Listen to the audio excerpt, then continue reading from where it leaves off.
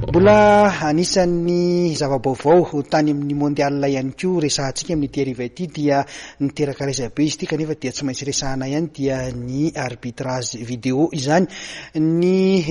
mpandrindra nasionaly ny mpitsara malagasy dia manana ny ambarany ihany koa mahakasika izay tontolon'ny fitsarana izay ka dia iresadresaka amin'ny namana Zakinao izy amin'ny tiariva ity. Ny nampidirana ny VAR moa zany izay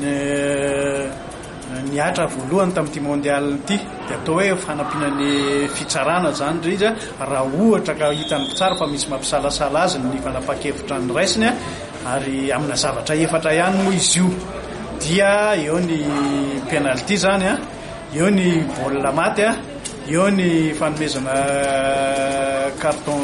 rouge dia ny fijerena hoe tena le olona marina ve nazon'le carton rouge. Ny fijeriko azy le raha ny fijeriko azy fotsiny zany dia ozaka hoe manampy ny arbitre izy fa ny zavatra tsara soritana fotsiny dia hoe na misy ny VAR iny na tsy misy dia ny arbitre ihany ny tompony fanapa-kevitra farany amin'ny zavatra mitranga eo ambony kianja.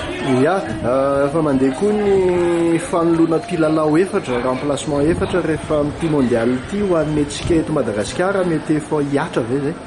Iny zany fanapa-kevitra vaovao zay vao tamin'ity mondial ity no nampiarina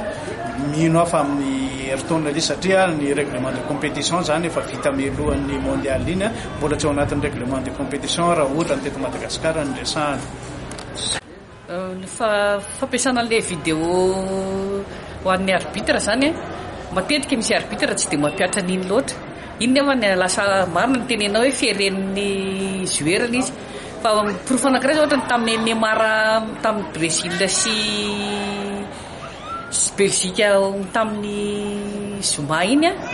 dia hita mihitsy izy hoe miafina ao ambadiky le hoe manantena n'le VAR foana zany le joueur. Ny arbitre nefa izy ny tompony fanapa-kevitra farany zany dia io décision ny arbitre ihany mitondra azy.